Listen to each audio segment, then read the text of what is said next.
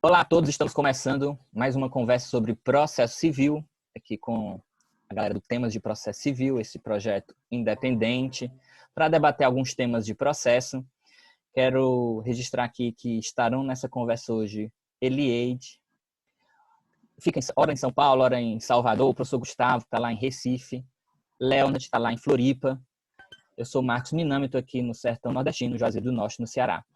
Eventualmente, meus caros, como a gente tem integrantes do Temas em vários locais do Brasil, alguns integrantes ora ficam entrando, ora alguns saem por conta da conexão da internet de cada lugar. Então, eu peço uma paciência da audiência. E em relação à audiência, a gente quer agradecer muito mesmo a divulgação que o projeto está tendo, a aceitação nas mídias sociais. A gente pede, então, que, evidentemente, quem gostar desse vídeo, curta esse vídeo, compartilhe esse vídeo para quem você acha que gosta de processo, deveria gostar de processo, para os seus alunos. Siga a gente nas redes sociais. Sem muitas delongas, a gente está recebendo hoje aqui para debater com a gente a professora Paula Sarno, professora da Universidade Federal da Bahia, entre outras instituições. Ela dispensa até apresentações, tem vários escritos em processo civil. Dentre eles, ela é coautora de um dos cursos mais festejados na doutrina brasileira, que é o curso escrito por várias mãos, com ela, o professor Fred Dier, o Rafael Alexandre. Aliás, Rafa, deve estar depois assistindo isso aqui, você tem que estar aqui também no Temas com a gente. Léo, que deve participar aqui com a gente. E hoje a gente deve debater esse livro aqui, especificamente, Normas de Processo e de Procedimento. Eu quero dizer aqui, viu, Paula, que é uma grande satisfação ter você aqui para debater esse tema com a gente. E no dia da sua defesa, nessa época da sua defesa, eu tinha que ir a Salvador toda semana por conta das aulas de doutorado, mas nesse dia específico eu não tinha aula. Mas eu fui mesmo assim assistir a apresentação, assistir a defesa, e um aluno perguntou: o senhor vai essa semana para Salvador de novo? Vou, mas eu não vou ter aula não, vou assistir uma banca. E ele perguntou o tema. Qual é o tema? E eu falei: é processo e procedimento. E ele olhou assim para mim atravessado: professor, esse tema aí, só entre nós, esse tema desperta algum interesse nos operadores? Será que alguém, tipo assim, alguém que aplica o direito, teria interesse nesse tema? Não é muito teórico, não. Será que isso chega nos tribunais, por exemplo?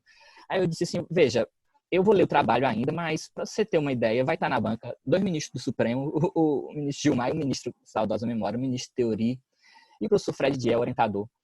E ele ficou calado e disse: professor, eu retiro o que eu disse, eu vou ler o trabalho, né? Então, aliás, Paula, nesse dia, não sei se você lembra, foi um dia muito atribulado, porque quando vários alunos souberam que Gilmar ia estar lá e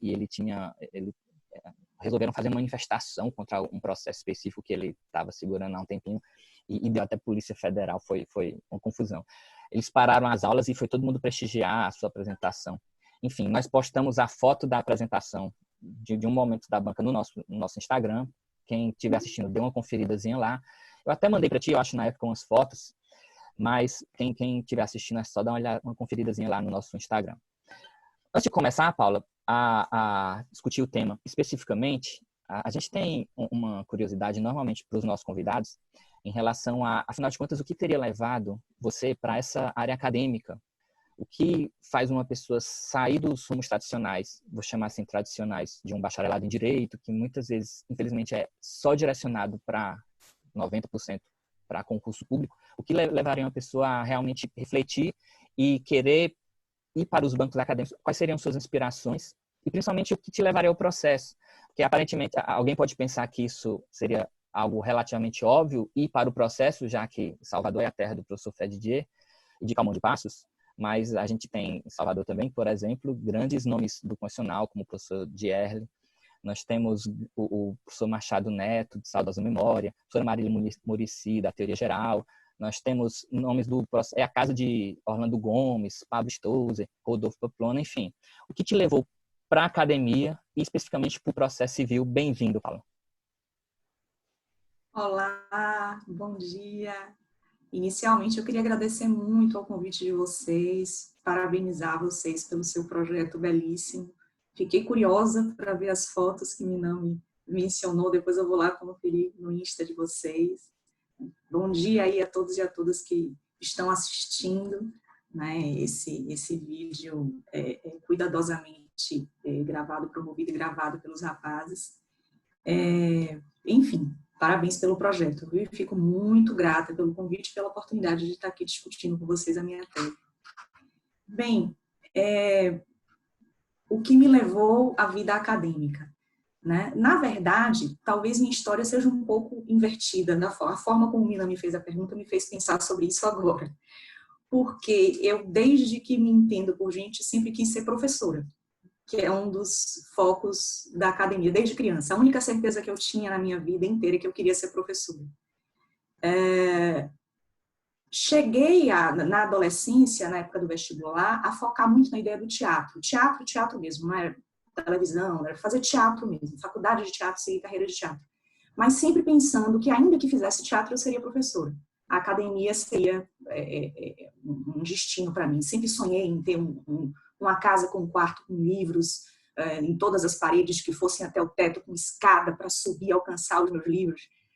Sempre sonhei em escrever muito, enfim. Então, não foi muito difícil para mim cair nessa, Minami. Na verdade, como o meu pai fez faculdade de Direito, ele, apesar de ter feito faculdade de Direito, ele não pôde exercer a carreira, porque foi na época da ditadura militar, ele foi militante, líder político, etc., e não entregaram o diploma dele em razão disso.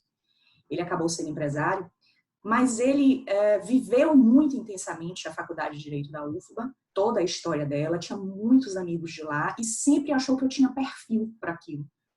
Você é muito questionadora, você é muito danada, você tem perfil para direito. Né? E sempre ficou com aquilo na minha cabeça e eu falei, bem, gosto muito de ler, gosto muito de estudar, né? Parece que é interessante, vou testar. E resolvi fazer a faculdade de Direito, mas já com essa certeza de que eu queria. Eu fiquei conhecida na minha faculdade desde o primeiro dia de aula pelos meus colegas como aquela que seria professora, né? Aquela que os professores chamavam para dar aula para eles, aquela que fazia as apresentações orais dos trabalhos. Mas eu acho que o passo determinante eu devo a Pamplona. Eu fui aluna de Pamplona na faculdade, o Rodolfo Pamplona Filho, que é um querido, e ele promovia na época, ele conduzia na época um grupo de pesquisa com alunos da faculdade que produziam trabalhos e os melhores trabalhos eram inscritos num prêmio, o prêmio da Fundação Arnoldo Gomes, o prêmio Luiz Tarquínio. Né? E ele, Paula, vamos lá, vamos participar e tal. Eu me empolguei, entrei. E não é que aquela coisa de escrever sobre direito me tomou. Eu fiquei absolutamente encantada, fascinada por aquilo. Não tem nada a ver com o processo, era meio ambiente do trabalho, dando moral no meio ambiente do trabalho. Não vão procurar esse escrito, porque hoje não tem nada a ver comigo. Hoje eu penso, ai meu Deus do céu. Mas eu acabei, assim, me empolgando muito com aquilo. O Pamplona identificou em mim alguém com potencial para isso, me inscrevi, ganhei o prêmio. E dali por diante, a certeza de que escrever sobre direito também era algo que teria que estar presente na minha vida, eu não tenho dúvida. Eu considero, tanto que eu o considero um dos meus padrinhos acadêmicos. Né? Logo em seguida, conheci Fred. Né? E aí vem a minha história com o processo. Até então, eu odiava processo. Tinha ojeriza a direito processual. Porque todo o meu contato, em termos de literatura, em termos de, enfim, todo o meu contato com o direito processual até então me dava a impressão de que processo eram só um conjunto de burocracias, de formalidades que eu tinha que cumprir para poder falar com o juiz. Achava aquilo bobo, idiota. E não tinha acesso a nada que me despertasse a razão de ser de tudo aquilo. Né? O valor de tudo aquilo, a importância de tudo aquilo, que tem a ver, inclusive, com a história dos meus pais, né? De briga por democracia, né? Enfim. E foi com Fred que eu tive acesso a isso. Né? Quando eu fui aluna de Fred, já na minha terceira cadeira de processo, e olhem que nem foi TGP, foi já em execução.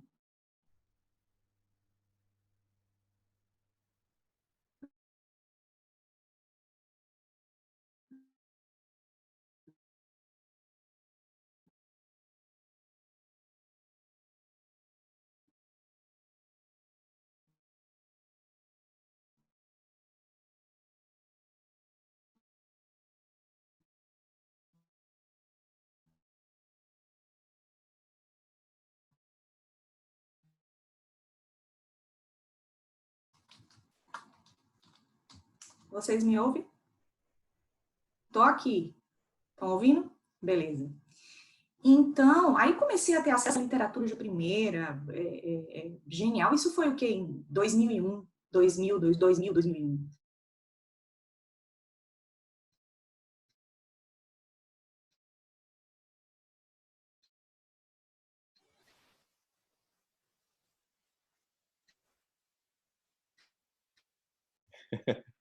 Voltamos. Pronto? Vamos lá. Pronto. Então, nessa época, eu era estagiária de Fred. Então, quando eu ia para o fórum para poder fazer qualquer diligência, eu ia sempre com um livro debaixo do braço, e era Marinoni, e era Talamini, e artigo e tal. Então, aí eu mergulhei de vez no mundo do processo, né? Fiz meu mestrado com ele, meu doutorado com ele, e logo que eu saí da faculdade, eu já era advogada do escritório dele, Fred e Pamplona fizeram uma campanha para eu começar a ser professora. Então, com 6 meses de formado, eu já estava em sala de aula, né? Eu aula desde 2002, 2003, enfim, daqui a pouco faço 20 anos de sala de aula, muito focada em TGP no início, que é a minha paixão. Vejam vocês, há uma razão, né? Porque é onde está mais a parte valorativa do processo. Me encanta poder falar para os meus alunos a importância do processo, o valor. Paula, deixa eu só fazer aqui um registro. Como o Mário Veiga Pamplona foi importante para muita gente na Bahia. Muitas pessoas da academia realmente, hoje em dia, eu acho que agradecem muito ao apoio que ele deu em algum momento da sua carreira, né? Só para fazer esse registro. Não, com certeza, com certeza. Ele e Fred juntos foram os responsáveis por abrir as portas para mim. E aí vem aquela história até com uma palavra de incentivo, para caso a gente tenha algum estudante aqui ouvindo. Eu não tive um pai, um tio, um avô, né, um grande nome da advocacia, juiz, promotor, que me levasse, né, na minha carreira jurídica, que me encaixasse, que me desse oportunidades, me abrisse caminhos, não. Eu, na verdade, consegui tudo que consegui por ajuda dos meus professores. De Pamplona, meu esforço próprio, claro, porque eu me dediquei muito, eu sou muito dedicada, muito esforçada em tudo que faço. Fred Pamplona, o coordenador da minha faculdade, o professor Adualdo Leão, que faleceu agora há pouco, que é um grande coordenador, um grande homem do direito também, que estimulou muito a todos que ele pôde, né? E a nossa faculdade foi uma faculdade realmente genial, maravilhosa, foi bem no início da Fax, né, que ela despontou como uma das grandes faculdades de direito da Bahia. E, enfim, daí por diante eu não parei mais. E agora eu estou fazendo meu pós-doutorado com Cabral na UERJ, saí um pouco do quadrante de Fred. Ô, Paula, só uma coisa que você mencionou que eu acho que é muito importante isso até para quem está ouvindo, essa questão do incentivo, né? Dos professores que hoje já estão mais estabilizados e até consagrados, terem essa preocupação em incentivar novas gerações, né? A gente percebe que isso em alguns lugares é mais intenso, em outros menos, mas isso é fundamental para quem pretende seguir uma carreira acadêmica, né? Ter esse respaldo, porque muitas vezes as pessoas se sentem um pouco afastadas ou até intimidadas porque acabam não recebendo esse acolhimento, né? E o incentivo, o acolhimento, eu acho que ele é fundamental para justamente fomentar novas gerações, pessoas que tenham esse interesse, que esse interesse não fique desperdiçado por algumas questões até, enfim, de falta de reciprocidade, você não acha? Você sabe, Ali, que talvez pela minha história, eu tenho um discurso padrão quando eu entro em sala de aula pela primeira vez numa turma de graduação. E uma das minhas falas chaves é de que tudo que eu consegui foi com o apoio dos meus professores e que tudo que eu puder fazer por eles eu vou fazer. Então, sem sombra disso, a vida profissional de qualquer pessoa. A professora Paula disse que queria ser professora desde criança. E ela foi muito bem recebida pelos professores, incentivada pelos professores Fred e Pamplona. Então, além de estar no sangue, né, e ter essa vontade, de ter nascido com isso, a gente só faz aquilo que a gente aprende. Então, aprendeu com o professor Fred e o professor Pamplona a ser acolhedor e incentivar, e incentiva os alunos dela. E ela não vai lembrar, provavelmente, mas ela me incentivou. Eu mostrei, antes de a gente começar a gravar, esse livro aqui da professora Paula, que é a dissertação de mestrado. E, na verdade, quando eu entrei no mestrado, nas aulas aqui de Pernambuco, do PGD do professor Leonardo, ele passou um questionário e uma das principais perguntas era a aplicação do devido processo legal nas relações privadas. E eu, perdido na bibliografia, pesquisei, encontrei esse livro e não encontrava para vender. O site da Juspod esgotado, todos os sebos que eu pude ligar, estante virtual, não encontrava. Aí, ousadamente, eu achei o e-mail da professora Paula no Google, mandei, ou talvez até no sumário, enfim, eu não lembro exatamente. Mandei um e-mail para ela, perguntando onde poderia comprar o livro. E uma semana depois chegou para o Sedex na minha casa. Então, ela não lembra, mas eu lembro. E aí eu pude responder o questionário do professor Leonardo. Então, a gente incentiva as pessoas, o bem que a gente fez, a gente talvez, enfim, no correria do dia a gente não lembre, mas quem recebeu esse incentivo não esquece. Eu nunca esqueci e eu guardo esse livro com muito carinho.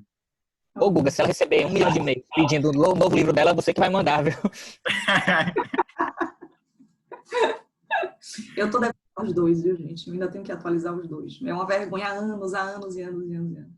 Tô super endividada, não só com isso, como outras coisas com a editora. Ô, Paula, Mas continua. feliz, Gustavo, de ouvir essa história. Eu fico super feliz. Diga. E falando então no livro, pra gente também não tomar toda a sua manhã. Afinal de contas, conta aqui pra gente o porquê do tema. A gente estava até falando, eu estava falando com ele antes da sua entrada, que ele veio suprindo a lacuna que a gente tinha. Eu até estava dizendo a ele que ele disse uma coisa que eu acho que algumas pessoas queriam dizer e não tinham coragem. E ele supriu essa lacuna. E depois a gente vai discutir mais um pouquinho sobre isso. E talvez ele sirva de base para outras pesquisas que podem acontecer a partir das premissas seu trabalho. Fale um pouquinho para a gente sobre o seu trabalho, por favor. Vamos lá. Bem, eu sou professora de TGP. É claro, que eu ensino processo 1, processo 2, conhecimento, execução, eu ensino tudo. Mas, assim, a minha base, a minha origem, por muitos anos eu fiquei muito presa a isso, foi TGP, foi Teoria Geral do Processo, Introdução ao Estudo do Direito Processual. E sempre gostei muito disso. E um dos momentos, assim, que mais me incomodavam nessa minha abordagem é quando eu tinha que dar aula sobre norma processual e explicar a malfadada diferença entre norma de processo e norma de procedimento para justificar a repartição de competência legislativa aqui no Brasil. E me doía mais ainda dizer para os alunos que a doutrina brasileira se esforçava imensamente para fazer essa diferenciação e que os próprios processualistas muitas vezes diziam assim, olha, é muito difícil diferenciar isso aqui, mas a gente é obrigado a tentar fazer uma diferenciação para poder explicar o que está na Constituição, né? Já que o legislador justifica a repartição de competência com base nessa diferença, né? E isso me incomodava muito. Assim, tem que fazer porque isso está previsto na Constituição. Deve ter uma outra saída para isso, porque realmente é muito difícil diferenciar processo de procedimento. Ninguém mais faz isso. E eu tenho uma queda por problemas que parecem insolúveis. Eu gosto muito de desafio.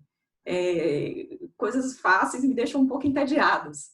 Então, realmente aquilo me desafiou. Eu não cheguei à conclusão que ia escrever sobre isso sozinha. Claro, foi com o Fred, né? E quando ele lembrou dessa possibilidade, eu, na hora, sem pestanejar, falei assim, poxa, é isso aí mesmo, não tenho dúvida. A questão do processo, do procedimento já está muito presente no meu mestrado, né, na dissertação, no devido processo legal nas relações privadas, uma visão ultrapassada hoje em dia.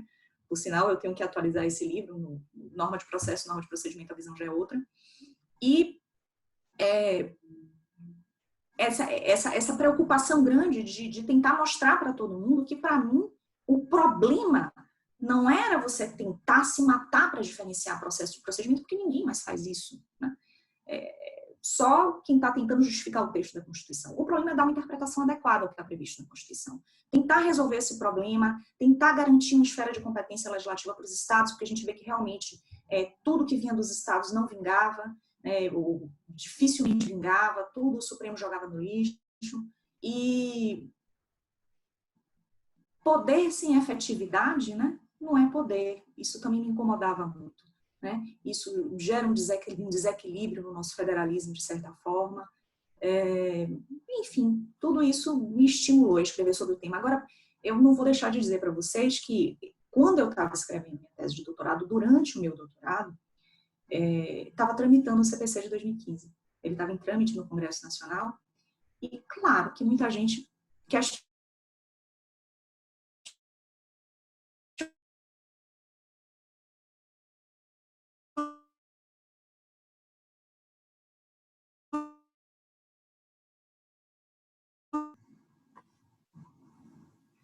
Então, eu estava escrevendo minha tese, né, eu estava cursando meu doutorado, quando o CPC de 2015 estava em trâmite no Congresso Nacional. E claro que muita gente perguntou, assim, poxa, Paula, tantos temas novos com o CPC de 2015, pulsantes, tantas novidades, e você vai escrever sobre esse tema tão velho, tão gasto, né, tão antigo aqui no Brasil, não tem nada mais interessante, né, para você escrever. É um problema velho, mas é um problema vivo ainda para mim. E eu acho que depois que o CPC veio à tona, ele ganhou um novo fôlego e me ajudou a mostrar para todo mundo a importância dele, né? O fato de várias ADINs contra o CPC de 2015 terem como fundamento exatamente discussão de competência para legislar sobre o processo. Né? Discussão se a lei federal, o CPC de 2015, poderia ter disciplinado determinadas matérias que, na verdade, deveriam ser objeto de disciplina pelo Estado, pelo legislador do Estado, porque havia um interesse local ali envolvido. Não sei se vocês acompanharam, estão acompanhando essas ADINs. Eu posso até comentar uma ou outra depois, mas esse tema ganha nova vida, né, depois do novo código. Então, tudo isso fez um pouco parte dessa história. Paula, deixa eu tirar uma dúvida com você, que é sempre quando a gente traz um convidado externo, acaba sendo uma curiosidade de todo mundo. Você tem uma trajetória bastante longa como professora e como estudiosa de processo. Quais foram os livros de processo civil que você, tanto para a tese ou na sua carreira em geral, que você acha que influenciaram assim não só a sua forma de pensar, mas que te marcaram bastante? Paula, e se eu puder acrescentar, já que você falou da carreira prévia ali, gostando de teatro e tal, se tiver algum livro não jurídico que tenha influenciado mais do que os livros jurídicos, eu acho particularmente muito tão relevante quanto, né? Isso é o fato e tal, né? Mas enfim, fica à vontade para responder. Gente, vamos lá. Eu posso falar para vocês, tá? Foram livros que me influenciaram, né? Eu não consigo estudar nada, nem escrever sobre nada sem consultar Pontes de Miranda, por exemplo, que eu acho que é uma referência para todos nós, né? Assim, aqui na Bahia, pelo menos, no Nordeste, eu acho que todo mundo tem um apego muito grande a isso. Mas porque depende muito do tema que você está estudando. Mas, assim, eu nunca vou deixar de consultar Calmon de Passos, Ovidio Batista, Barbosa Moreira, Fred, claro, não vou deixar de consultar. Hoje, e a depender do tema, a gente tem nomes obrigatórios mais recentes também, né? Agora, no fundo, para ser bem honesta com vocês, eu sou intelectualmente muito democrática, assim. Eu não consigo escrever nada sem correr atrás de tudo. Eu sou meio neurótica. Vocês podem ver pelas notas de rodapé de tudo que eu escrevo. Então, eu corro tudo que eu consigo achar, do mais clássico até careta, ao mais vanguardista, eu consulto para poder tentar construir a minha própria visão. Eu acho que eu não tenho como construir uma visão própria, o mais completa possível, se eu não tiver conhecimento de tudo que já foi escrito sobre aquele tema, né? Então, enquanto no que eu escrevo e no que eu pesquiso, a minha tentativa sempre é essa, esgotar, correr atrás de tudo que eu posso no Brasil, fora do Brasil, inclusive dos mais antigos, né? O que for possível, eu corro atrás. Agora, eu tenho essas influências, né, que vocês ouviram aqui agora. Muito bom, muito bom. Paula, deixa eu te falar, eu recentemente eu retomei um pouco a leitura eu já tinha lido uma sua tese antes e tive que retomar agora por ocasião do doutorado. Desculpa, perdão. A pergunta do Leonardo, é Leonardo que fala, Muito seu nome também, Leonardo. Então, a pergunta dele, Leonardo, eu também tenho um gosto muito vário para literatura, tá? Depois que eu entrei no mundo do direito, eu passei a ler muito menos do que lia antes, porque por causa dessa minha neurose de ler tudo que eu preciso ler sobre cada assunto, eu acabei ficando muito presa ao técnico. Mas, assim, literatura que sempre me marcou muito, Clarice Lispector, George Orwell, também gosto muito, o Albert Camus, são os que me vêm à cabeça aqui agora. Enfim, tem muitas outras coisas, mas amo ler. Gente, eu gosto de arte como tudo. Tudo que diz respeito à arte me toma por completo. Paula, deixa eu só retomar minha pergunta, que era o seguinte, eu, por ocasião da tese de doutorado, retomei a leitura do seu trabalho, norma de processo, norma de procedimento, que em uma parte do trabalho você faz uma distinção bem interessante entre norma de processo e norma material e como a norma de processo pode ser objeto de decisão pelo juiz, enfim, sobretudo em meios de impugnação. E para quem está assistindo e ainda não conhece a fundo o seu trabalho, você conseguiria explicar mais ou menos no que consiste a sua tese? Acho que deu para ficar mais ou menos claro da sua exposição anterior. mas explicar mais ou menos no que consiste a sua tese e como você construiu os argumentos, as ideias para você chegar na sua tese. Vamos lá. Bem, vou sintetizar aqui, porque talvez eu tenha sido muito superficial no que coloquei, talvez nem todos consigam acompanhar, né? O nosso Constituinte, nos artigos 22, inciso 1º, e 24, incisos 10 e 11, ele reparte a competência para legislar sobre o processo como um todo. No 22, inciso 1º, ele estabelece a competência privativa da União para legislar sobre o direito processual. E no 24, 10 e 11, ele estabelece uma competência concorrente de União, Estados e Distrito Federal para tratar do procedimento em matéria processual e do processo nos juizados. Também está lá colocado, né? E, com base nisso, a partir disso, vem a doutrina e diz, bem, então a União tem competência privativa para tratar do processo e nós teremos, portanto, só leis federais sobre processo, e União, Estados e Distrito Federal têm competência concorrente para tratar do procedimento, também do processo nos juizados, mas do procedimento, né? E, portanto, nós poderíamos ter leis federais gerais e leis estaduais suplementares ou supletivas sobre procedimento. Diante disso, surge a questão. Então, qual é a diferença entre processo e procedimento, né? Que processo é esse que só a União pode legislar, que difere do procedimento que já comporta uma legislação estadual suplementar e supletiva, né? E a doutrina brasileira, né, mergulha nesse grande mar de incerteza, que é essa diferenciação, que já não é feita no resto do mundo há muito tempo, que já é considerada superada no resto do mundo há muito tempo, que o próprio Constituinte não faz em nenhum outro dispositivo da Constituição, em nenhum outro momento da Constituição se diferencia processo de procedimento, tentando explicar esses dispositivos normativos, né? Tentando explicar essa repartição de competência na Constituição. E várias teorias são criadas, né? Na minha tese, um dos meus grandes objetivos é pegar teoria por teoria, e eu espero ter identificado todas, porque eu fiz uma pesquisa profundíssima, não sei se surgiu nenhuma outra depois, mas pegar teoria por teoria, analisá-la a fundo, para poder identificar se ela se sustenta ou não. E a minha constatação é de que nenhuma teoria se sustenta, né? Por exemplo, uma das principais, né, que são as mais invocadas no Supremo, quando o Supremo invoca alguma teoria, né? A do professor Cândido Rangel Dinamarco, né, um grandíssimo processualista brasileiro, respeitadíssimo, cuja obra eu também já consultei muito e gosto.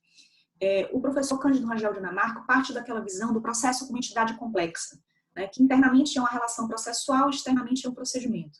E descreve de uma forma muito didática a dinâmica processual, que eu amo, meus alunos ficam encantados, dizendo que a dinâmica processual é marcada por atos e situações jurídicas, né? Ou seja, o processo é um procedimento que caminha animado por uma relação jurídica, né? O procedimento é essa sucessão de atos e a relação jurídica é essa profusão de situações jurídicas, de direitos, poderes e deveres. Logo, a dinâmica do processo é uma sucessão de ato, né, que faz nascer uma situação jurídica com base na qual pratica-se um ato, que faz nascer uma situação jurídica com base na qual pratica-se um ato. Então, o que ele diz a partir disso? Para ele, a norma processual é aquela que trata dessas situações jurídicas, dos direitos, poderes, deveres, ônus processuais como um todo. E a norma procedimental, que pode vir a ser objeto de lei estadual, é aquela que trata do procedimento e, portanto, dessa sucessão de atos coordenados que são praticados dentro do processo, bem como da sua forma, do seu tempo, do seu lugar. Só que aí vem a questão, né? Todo ato é praticado com fundamento numa situação jurídica, né? E ele está ali sendo praticado com potencialidade a ter por efeito uma outra situação jurídica, né? Eu, no exercício do meu ônus, né, de me defender, pratico o ato, apresentar minha contestação. Aí eu apresento ali uma contestação com um fato novo, aí surge para o juiz, né, o poder-dever de praticar um outro ato que é intimar a outra parte para poder replicar. E assim vai.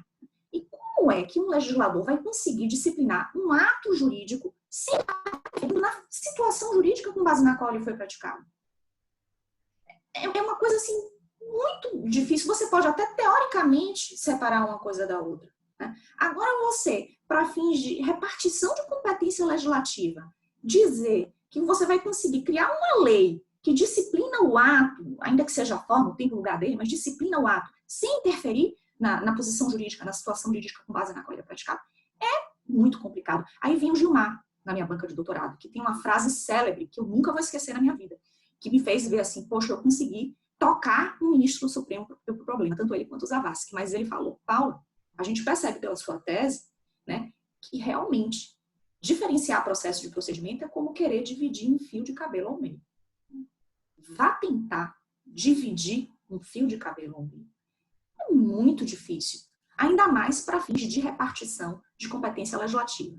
Né? Uma outra teoria que também é muito comum é aquela que parte da ideia do fasalário. Né? O Rosemiro Pereira Leal difunde muito isso e que também é presente no STF. Eles eventualmente invocam também essa teoria. A de que o procedimento é um gênero e o processo é um tipo de procedimento. Né? O procedimento que caminha em contraditório. Aí, partindo dessa premissa, ele diz, não, a norma processual é aquela que disciplina tudo que é indispensável à observância do contraditório. E a norma procedimental é aquela que disciplina tudo aquilo em que se dispensa a observância do contraditório. Só que eu não consigo enxergar nada dentro de um processo, dentro de um Estado democrático de direito como o nosso, em que um contraditório seja simplesmente dispensável. Vocês estão me ouvindo? Estão me ouvindo? Ó, a falta. Nada em que o contraditório seja simplesmente dispensável. Se a gente para pensar que contraditório é as partes terem a oportunidade de saber tudo o que está acontecendo no processo, o que é que pode acontecer no processo que as partes não tenham acesso? Né? O que é que pode acontecer no processo que as partes não têm que ter conhecimento? Né? O contraditório é inerente à ideia de processo. Para que o processo caminhe regularmente, seja disciplinado regularmente, de acordo com a Constituição, ele tem que estar ali. Então, é muito complicado você identificar essa matéria procedimental em que isso seja dispensável. Existem outras teorias, eu não sei se vocês têm interesse que eu aborde alguma outra aqui, mas essas são as mais... Você fica à vontade para falar quando você quiser, Paulo, você que manda aqui. Vou mencionar uma outra, que é a do Abelha, que traz uma ideia que acaba conjugando ideias de outros também, né? De outras visões. Né? Ele, por exemplo, diz que é processual tudo aquilo que se refere aos pressupostos processuais, às condições da ação, para alguns já extintas, né? E Vocês estão falando comigo? Não estou ouvindo. Não, o que eu só quis mostrar é que esse inventário de posicionamentos é do capítulo 2, né, da sua tese, é isso, né? Isso. Estão todos aí, todos eles enfrentados. Então, para ele, é processual tudo que envolve pressupostos, condições da ação, aquilo que é indispensável, uma disciplina da União para se garantir uma uniformidade no tratamento da matéria nacionalmente, né, a observância dos princípios, e o resto é procedimento. Poxa, condições de ação, para mim, é mérito. Salvo, assim, legitimação extraordinária. Né? Para mim, até interesse. Eu sou, nesse caso, nesse tema em especial, eu sou mais xiita. É mérito. Tá? Eu estou mais com a galera lá do Sul. Então, é norma material, partindo até do que ali tinha colocado no início. Né? Você começa diferenciando o que é material do que é processual. Eu não tenho como enfrentar o que é processual sem excluir o material. Pressuposto processual é pressuposto de existência e de validade de atos do processo, e, portanto, do processo como um todo, do procedimento como um todo. Né? Os atos, inclusive, só os atos passam pelo plano de validade. Né? Para você falar em pressupostos, na verdade, requisitos de validade processual. Então, também é uma matéria processual. Como é que você vai diferenciar uma coisa da outra? Né? Aquilo em que é indispensável uma uniformidade de tratamento nacional. Isso não é argumento.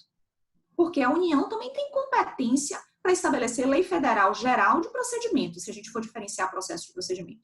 Né? Então, isso não serve para diferenciar o que é processo do que é procedimento.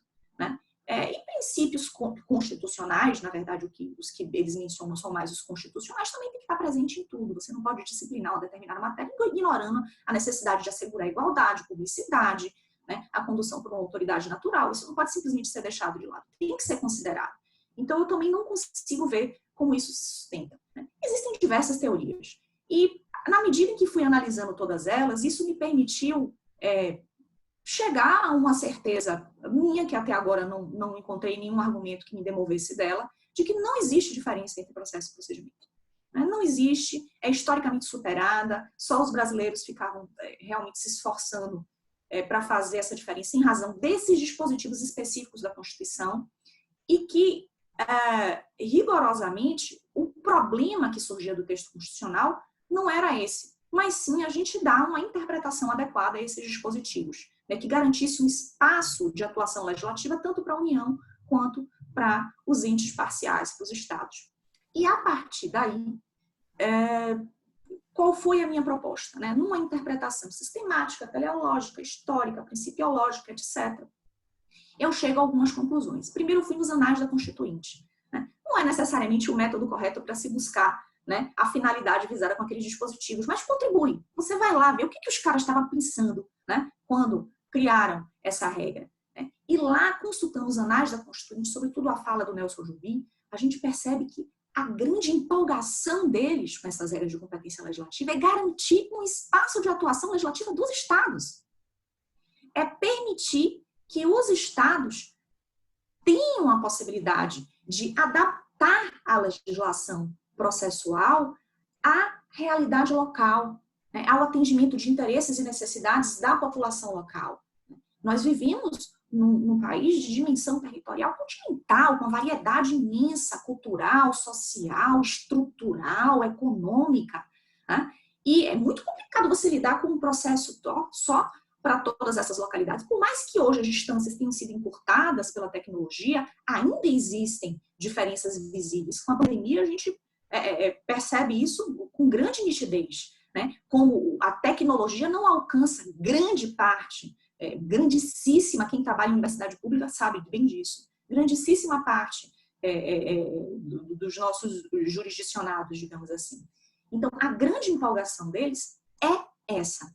Então, isso me ajudou a ter certeza de que qualquer interpretação que seja dada à Constituição tem que assegurar um espaço, né, de atuação legislativa para os estados, né, e não pode ser empecilho para isso. Além disso, quando a gente vai fazer uma análise sistemática da Constituição, a gente percebe que existem vários outros dispositivos em que o legislador expressamente dá competência para os estados tratarem de processo. Do processo nos juizados, do processo de licitação, o processo administrativo. Quem regula o processo administrativo estadual é o Estado. Tanto que aquele 15 do CPC, que aplica supletivamente a lei federal, que é o CPC, aos processos administrativos, o que acaba abrangendo os estaduais, teve a sua constitucionalidade questionada. A lei federal em processo administrativo estadual não é competência dos estados tratar desse assunto. Então, não é nenhuma novidade Estado tratar de processo na nossa Constituição. Historicamente, já disse, essa é uma distinção totalmente superada. Em nenhum outro dispositivo da Constituição se diferencia processo de procedimento.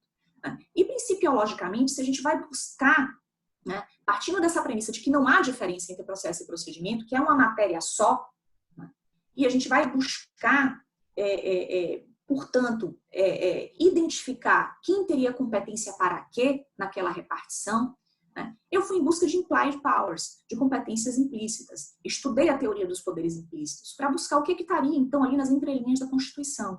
E o que me influenciou muito nesse momento foi a competência adequada. A busca daquela que seria a autoridade legislativa adequada para poder produzir, né, a lei processual. E, sem sombra de dúvidas, o Estado se coloca como uma autoridade natural e adequada para conduzir um devido processo legislativo de produção de lei sobre processo que se adeque e se adapte às necessidades da população local. Prazo de 3 dias para você comprovar interposição de agravo de instrumento, né, em processo de autos físicos. Em São Paulo pode funcionar, né, esse é um dos maiores exemplos que todo mundo dá. Mas lá no norte do país, em que você leva dias de embarcação para poder se deslocar de uma cidade para outra, não funciona. Então, quem está ali próximo da população destinatária, que sabe as suas necessidades, né, que tem como ter condições de realmente atendê-las na hora de tratar desse processo, é o legislador estadual.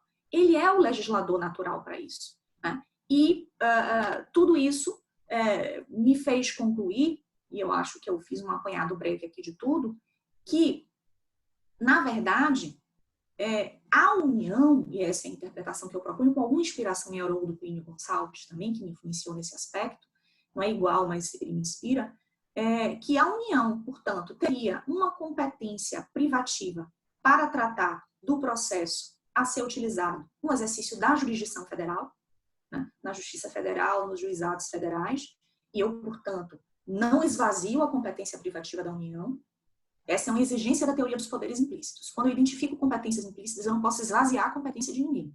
Então, a União tem competência privativa, sim, para tratar do processo a ser utilizado no exercício da jurisdição federal, né? E os estados, o Distrito Federal, portanto, teriam essa competência suplementar e supletiva para poder elaborar leis, né, que tratem do processo a ser utilizado no exercício da jurisdição estadual, né, na Justiça do Estado, nos juizados estaduais, né, e não se enganem, porque um dos grandes desafios da minha tese acaba sendo o direito constitucional, que é você explicar o que é uma lei suplementar.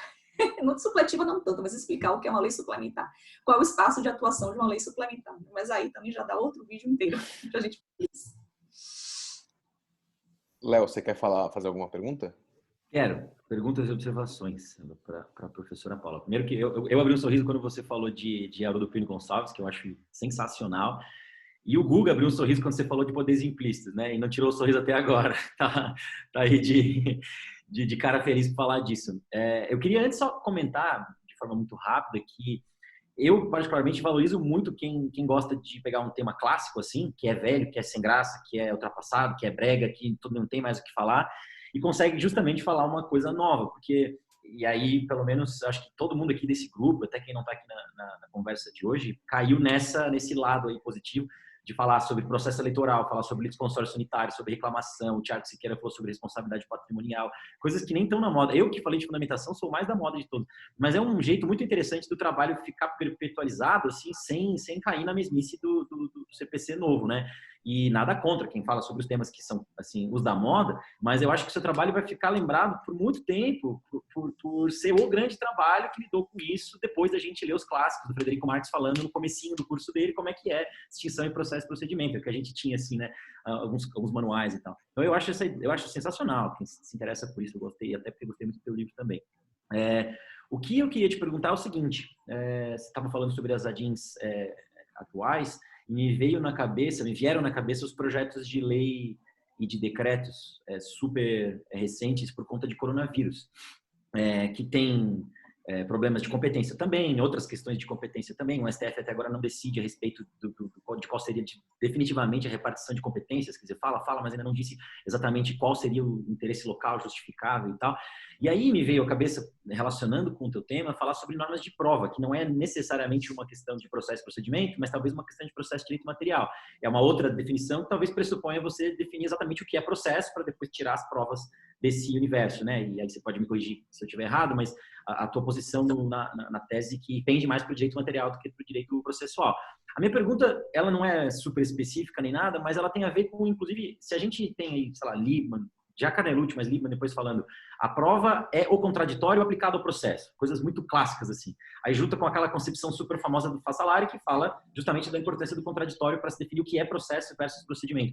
A gente não tem aí, e aí eu estou falando de normas de Covid, porque muitas delas explicam como é que você comprova que você estava infectado, como é que você comprova que você está na rua sem um grupo de risco, e tem meios específicos de prova que são municipais, estaduais e tal.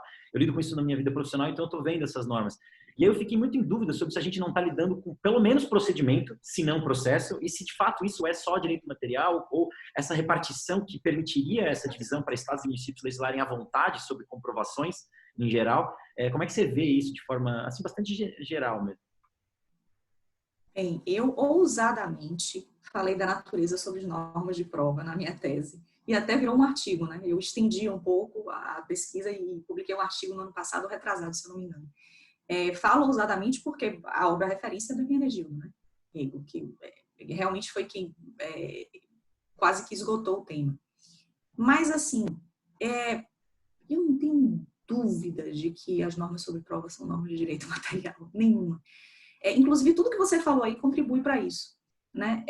Se você parar para pensar, a nossa preocupação com prova vem muito antes de processo, independentemente de vir a existir depois um processo. Né? Quando a gente está, sei lá, numa discussão com um fornecedor, tipo assim, não, vamos tentar formalizar por e-mail ou por WhatsApp para ele responder, porque depois eu guardo os prints, né, tenho ali guardado, porque depois se ele questionar eu digo, olha, foi isso que a gente acertou. E a gente nem às vezes está pensando, né, num processo. Você está numa discussão com sua namorada, com sua esposa, mas você falou isso, aquilo, outro, falou, pronto, vamos lá procurar. Aí você vai lá procurar na conversa, tá lá o áudio dela falando exatamente aquela promessa que ela fez. Então, nossa preocupação com prova, até raciocinando a partir do bom senso, o próprio leigo pode pensar com a gente, raciocinar com a gente, não necessariamente tem a ver com o processo, né?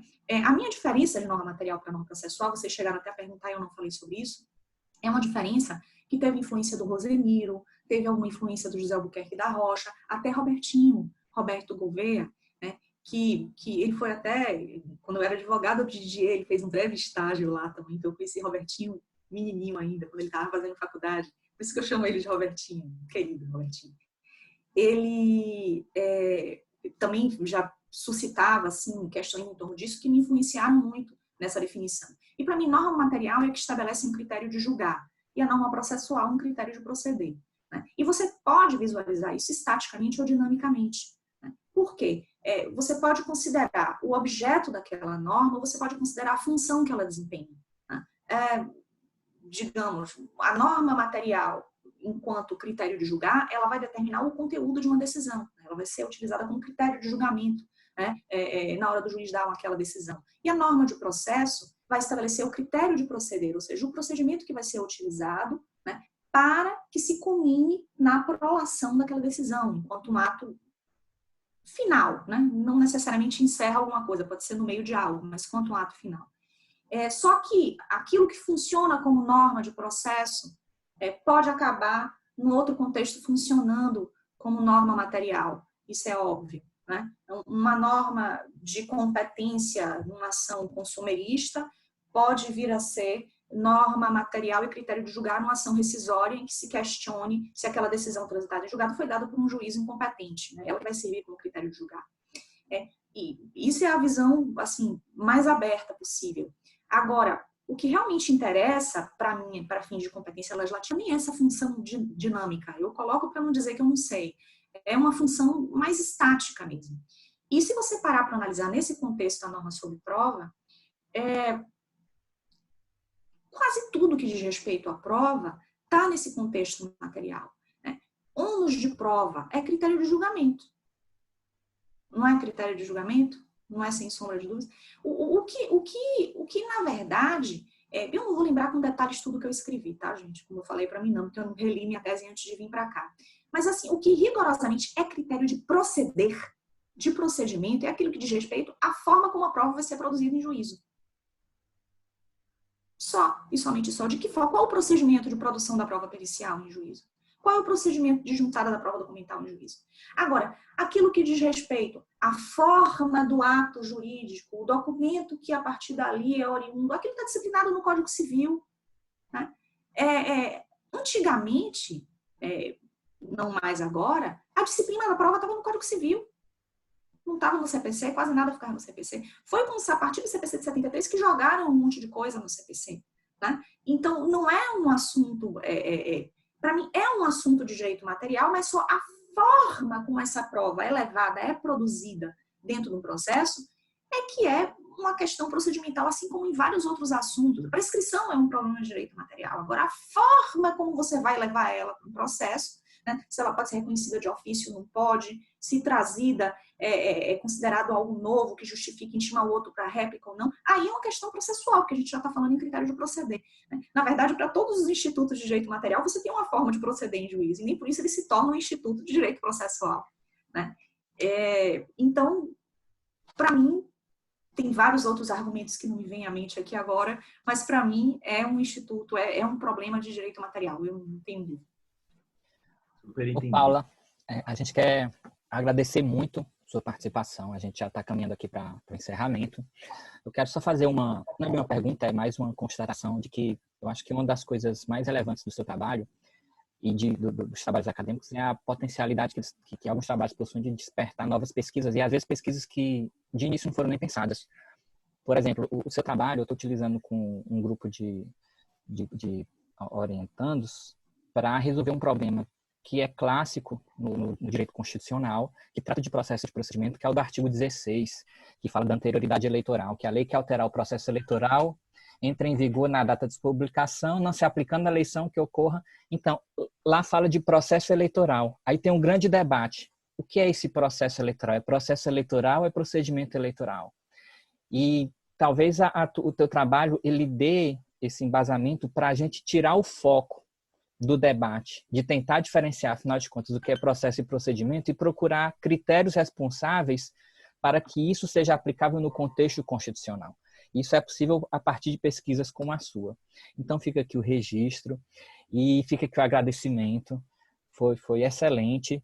E a gente só vai encerrar para deixar mesmo o gostinho de quero mais para as pessoas que estão comentando. E pessoas, por favor, curtem esse vídeo, compartilhem, e para que a gente possa ter mais momentos como esse. A gente agradece muito a sua presença, Paulo. Obrigado, viu, Paulo? Foi excelente. Obrigada, gente. Fiquem com o meu abraço, viu? Obrigado. Então, eu estou encerrando. Curtam o vídeo, compartilhem. A gente se encontra no próximo Temas. Tchau, tchau, pessoal.